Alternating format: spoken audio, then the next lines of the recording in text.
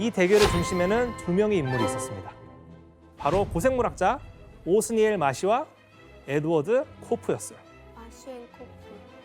알베르토 씨, 마시와 코프는 또 어떤 사람이죠? 둘 다 엄청 부유한 고생물 학자들이었어요. 그러니까 코프는 걔 부유한 가정에서 태어났던 약간 부잣집 아들이었죠. 금수저였구나. 예, 그리고 마시 같은 경우는 삼촌한테 돈을 엄청 많이 물려받은 거예요. 이 두 분 그래서 이 화석 발굴하는 데는 되게 영향을 많이 끼쳤던 그런 인물이죠. 사실 그 마시가요. 코프보다 한 9살 더 많습니다. 네, 많은데 이제 두 사람은요. 같은 학문을 연구한다는 공통점으로 똘똘 뭉쳐 있었어요. 그래서 신종 화석이 발견이 되면은 서로의 이름을 따서 붙여줄 정도로 각별한 우정을 나누고 있었습니다. 근데 왜 전쟁에 다퉜다는 얘기인데 그러면? 하지만 이 두 사람의 우정은요. 점차 흔들리게 돼요. 바로 뭐냐면은 마시가 완전 배신을 한 거예요. 왜지?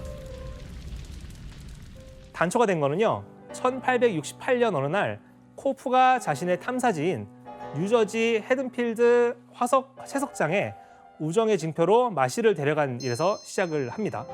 그래서 이곳에서는 사실 미국의 최초의 공룡인 하드로사우루스가 발견되기도 했고 코프도 여기서 심지어 새로운 공룡종을 발견한 적이 있었어요. 그래서 유명한 그런 화석 발굴지로 떠오르는 곳이었어요.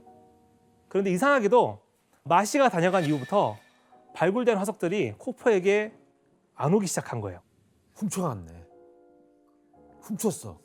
가지고 갔죠. 네, 코프가 조사를 해봤어요. 조사를 해봤더니 마시가 코프의 일꾼들을 돈으로 매수를 한 거예요.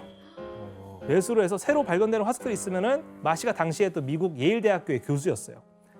이 교수의 집으로 다 가게 된 겁니다. 동료라고 생각을 했었는데 마시가 완전 배신을 한 거예요. 그런데 코프에 대한 마시의 견제는 여기서 끝나지 않아요. 코프가 공룡은 아니지만은 바다에 살았던 해양 파충류를 보고한 적이 있어요. 바로 이 수장용인데요. 엘라스모사우루스라고 하는 동물이에요. 이 동물로 인해서 두 번째 갈등의 원인이 시작됩니다. 바로 머리뼈예요. 머리뼈를 꼬리 끝에다가 붙였어요. 이게 앞뒤가 바뀌었어요? 앞뒤가 바뀌었어요. 네. 그러니까 상식적으로 저기가 머리겠지 해가지고 저기다가 머리를 했는데 알고 봤더니 이건 거야. 나도 목이 엄청 나도 길어요. 나도 당연히 저기가 머릴 것 같아. 와. 위에 있는 게 이제 보곤도예요. 와. 그러니까 꼬리보다 목이 더 긴 거네요. 목이 훨씬 길어요. 훨씬 길어요. 목을 이루고 있는 뼈의 개수가 70개가 넘어요. 와. 엘라스모사우루스는 경주를 한다 그러면은 보통 머리가 들어가면 되니까 그러면 들어가고 한참 뒤에 몸이 들어오겠네. 와. 그래서 엘라스모사우루스는요 현존하는 동물들에게서 찾아볼 수 없을 만큼 긴 목을 가지고 있었어요. 근데 당시에는 표본이 많지 않았기 때문에 코프는 생물의 목이 이렇게 길 수 없다고 생각을 했던 것 같아요. 그래서 그렇죠. 두개골을 꼬리에다가 붙인 거예요. 근데 이제 코프는 자기가 틀렸다는 거를 다른 사람들한테 보여주기 싫었어요. 숨기는구나. 네. 그래서 실수를 알리고 싶지 않아서 자신이 썼던 논문들을 회수하기 시작합니다. 아무도 모르게. 네. 하지만 코프의 논문을 돌려주지 않은 학자가 한 명 있었어요. 마시겠죠. 네. 맞습니다. 바로 마시였어요. 그래서 마시. 두 사람의 우정은 완전히 산산조각나게 됩니다. 그래서 이때부터 마시와 코프는요 수많은 공룡 화석과 고대 파충류 화석을 상대보다 더 빨리 그리고 더 많이 발굴하기 위해서 무한 경쟁을 벌이게 됩니다. 네. 이에 코프는 어떻게 대응을 했을까요? 똑같이 했겠죠. 네, 똑같이 했죠. 그래서 코프도 다를 바 없었어요. 그래서 마시의 발굴지에 몰래 가서 화석을 발굴해 해오기도 했고요. 뼈를 훔치거나 아니면 가짜 화석을 묻어두는 일도 있었어요. 엄청난 경쟁이다. 심지어 이들은요 자신이 먼저 발굴한 현장에 상대가 접근하지 못하게 이것까지 사용하게 됐어요. 이게 뭐였을까요? 지뢰? 맞아요. 설마. 맞습니다. 우와. 다이너마이트예요. 진짜요? 우와. 다이너마이트예요. 진짜요? 네, 그러지 마요, 진짜로. 폭탄. 다이너마이트를 이용해서 폭발시켰어요. 왜 이렇게 서로 미워해? 근데 박사님 두 사람은 왜 이렇게까지 경쟁적으로 그 화석을 모은 거예요? 그러니까요. 그건 이제 먼저 보고된 학명이 유효하다는 선취권의 법칙 때문에 그랬어요.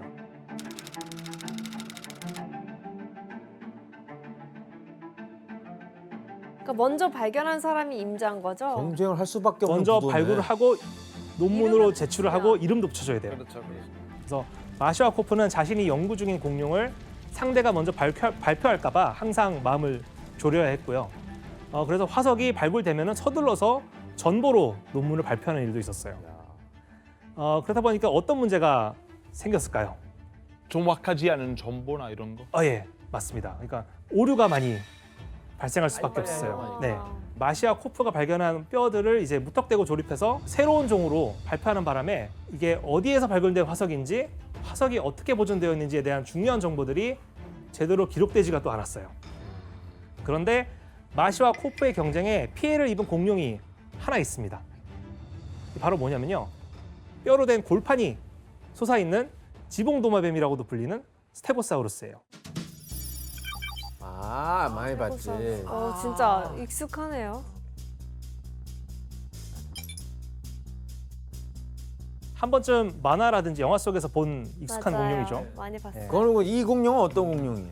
스테고사우스는 그러니까 몸 길이가 9m고 거의 9m고 그리고 몸 무게가 거의 4톤 정도로 되는 엄청나게 큰 초식 공룡이에요. 1877년에 마시에 가지고 신종으로 보고됐던 공룡이에요. 근데 이제 당시에 마시가 상상한 스테고사우루스의 모습은 오늘날 우리가 복원하는 스테고사우루스의 모습이랑 조금 달라요. 어떤 차이가 있는지 한번 사진으로 볼까요?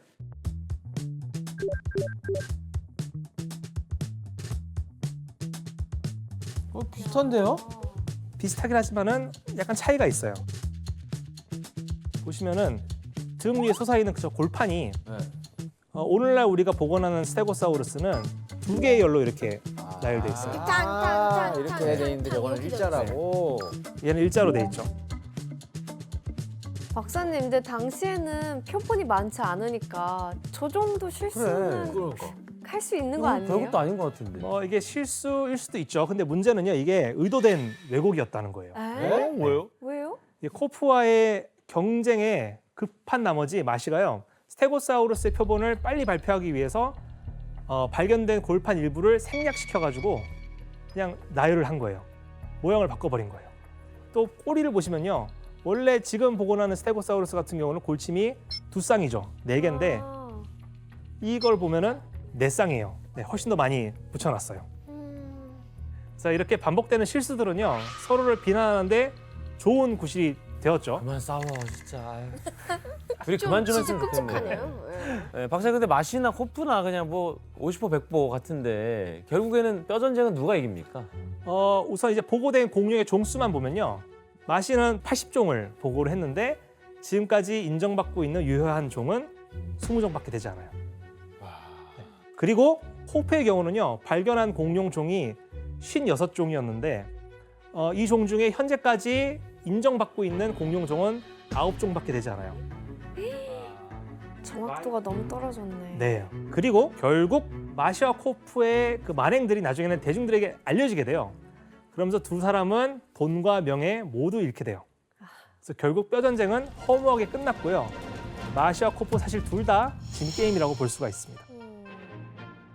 알베르토 씨, 그러면 마시와 코프가 발견한 그 화석들은 어떻게 돼요? 다행히 우리 지금 두 분이 열심히 이렇게 싸우면서 모아두었던 그 화석 박물관에 있죠. 마시와 코프의 치열했던 뼈 전쟁이 남긴 것도 있습니다. 바로 공룡종의 다양성을 세상에 알린 거예요. 그 중에서 가장 유명한 거는 초식 공룡계의 대표주자 트리케라톱스입니다. 자, 이게 트리케라톱스는요, 백악기 후기 북아메리카 대륙에서 살았던 초식 공룡이에요.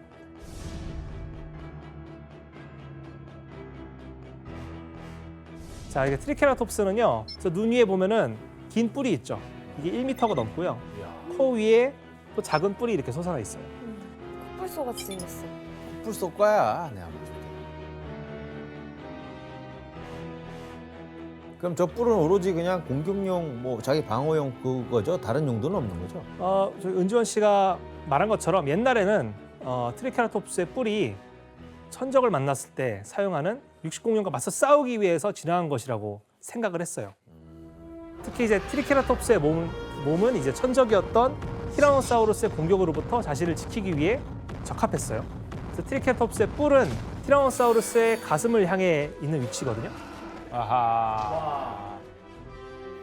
근데 하지만 최근 연구 결과 트리케라톱스의 뿔은요 이런 천적을 공격을 하는 용도라기보다는 뭘 들어 옮기나? 집 짓을 때 쓰나? 아닌데? 짝짓기를 위한 힘겨루기용이었을 것으로 지금 보고 있어요. 아, 번식의 목적이 있었구나. 네. 그래도 아마 천적이 나타나면은 방어용으로 매섭게 활용하긴 했을 거예요. 당연하죠. 달려 있는데 그거 안 있는데 쓰겠어? 똥대 안 쓰면. 뭐 그거 안 쓸 이유가 없지. 그래서 트리케라톱스에 대한 재밌는 사실 또 하나 있습니다. 바로 덩치만큼 밥을 되게 많이 먹는다는 거예요. 엄청 많이 해요. 네, 그래서 트리케라톱스 한 마리가 하루에 먹는 채소의 양이 약 한 68kg에서 136kg 정도였을 것으로 추정이 돼요. 엄청 많이. 이건 당근 약 3,000개에서 6,000개 정도를 먹는 양이에요. 살 안 쪄요? 이게 많이 다이어트 좀 해야겠는데 그러면. 몸이 다이어트 크다 한 보니까 거예요. 많이 먹어야겠죠. 효율이 안 좋은데요? 박사님 뼈 전쟁 때 또 발견된 공룡이 있을까요? 예, 그 쥐라기 때 최상위 포식자였던 육식공룡도 뼈전쟁 때 발견이 됐어요. 뭐 네. 누구? 티라노요? 예, 당시 발견되었던 다른 공룡들보다도 가벼운 척추를 갖고 있어가지고 이상한 도마뱀이라는 이름을 붙여진 동물인데 이 공룡이 뭐냐면은 알로사우루스예요.